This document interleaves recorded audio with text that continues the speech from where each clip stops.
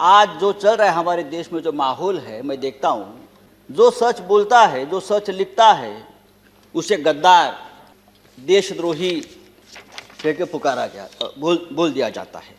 कल इस बारे में चर्चा हम लोगों ने की, दिग्विजय साहब ने बहुत उस बारे में कहा है। सर, जो सरकार से सवाल पूछेगा उस पर देशद्रोही का मुकदमा ठोक दिया जाता है। कितने नाम मैं आपको बता सकता हूँ। हमारे सदन में संजय सिंह, जो हमारे सदस्य है संजय सिंह, उसके ऊपर देशद्रोह का मुकदमा है। राजदीप सरदेसाई, जाने माने पत्रकार, जिसको हमने सरकार ने पद्मश्री दिया है, पद्म पुरस्कार सम्मानित किया है, उसको हमने देशद्रोही बना दिया है। शशि थरूर, जो यूनाइटेड नेशन में हमारे देश के प्रतिनिधि थे, एमपी है, कैबिनेट में थे, उसको भी देशद्रोही का उसके ऊपर मुकदमा ठोक दिया है। जो सिंघू बॉर्डर पर रिपोर्टिंग करने वाले मंजीत सिंह, धर्मेंद्र सिंह और भी ऐसे बहुत से पत्रकार हैं या लेखक है, उसको हमने इस कानून के तहत, देशद्रोह के कानून के खिलाफ मुकदमा ठोक दिया है। मुझे लगता है कि हमारे कानून के किताब में से सब आईपीसी धाराएं खत्म कर दी और सब देशद्रोही की धारा एक वही रख दी है।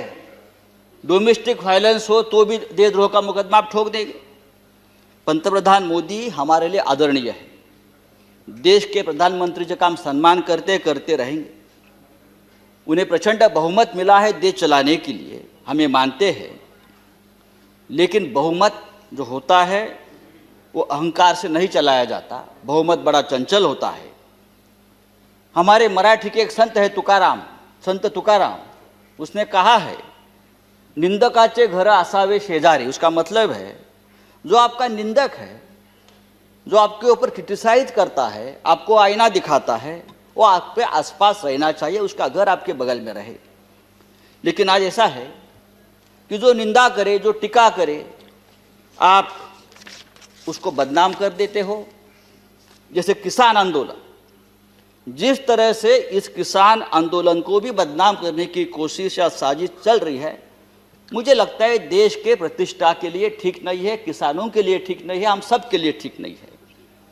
26 जनवरी को लाल किले पर तिरंगे का अपमान हुआ, उससे हमारे प्रधानमंत्री बहुत दुखी हो गए, पूरा देश दुखी हो गया। लेकिन लाल किले पर तिरंगे का अपमान करने वाला जो कोई दीप सिद्धू है, वो कौन है, किसका आदमी है, उस बारे में तो आप नहीं बताते। वो किसका आदमी है, उसको किसने ताकत दी है, ये सिद्धू अब तक पकड़ा नहीं गया। लेकिन 200 से ज्यादा किसान इस प्रकरण में तिहाड़ जेल में बंद है और उनके ऊपर देशद्रोह का मुकदमा चल रहा है। 100 से ज्यादा आंदोलक जो युवा है वो लापता है। वो कहाँ है, पुलिस ने उसका क्या किया, उसका एनकाउंटर किया है, क्या क्या मार दिया, वो पता नहीं है।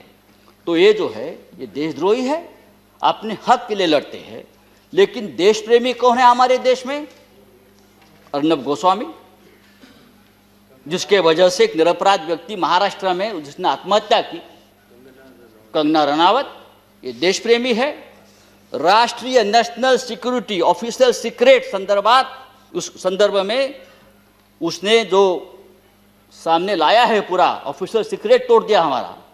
बालकोट स्ट्राइक के बारे में पहले से ही जानकारी सबको बता दी।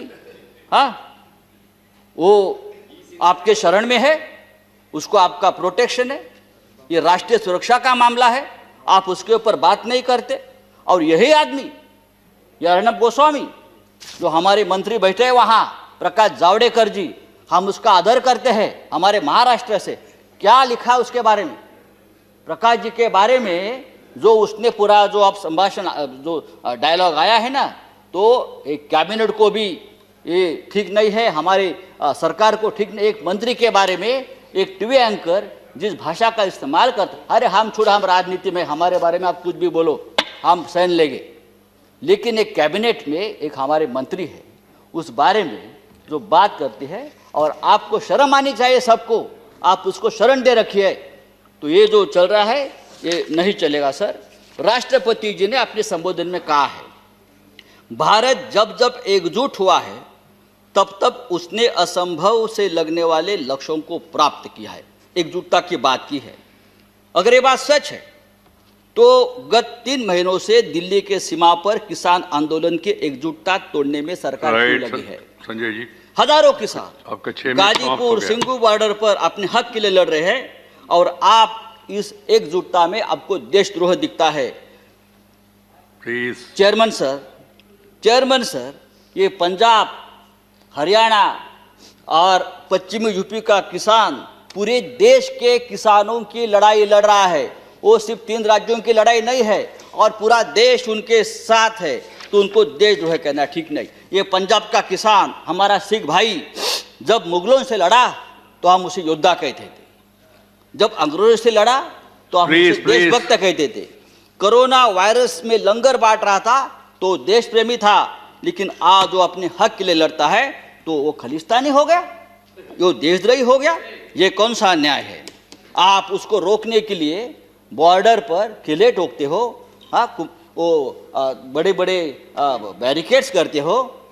ये बैरिकेड्स, ये किले का जाल अगर आप लद्दाख के बॉर्डर पर करते तो चीन की right Sanjay ji, please. Kilometre अंदर नहीं आती। मैं आपको बताना चाहता हूं सर, ये ठीक नहीं है। लेकिन ये आंदोलन जब तक जिंदा है तब तक हिंदुस्तान जिंदाबाद रहेगा। ये आंदोलन ही हमारी ताकत है, ये देश की ताकत है। Thank you.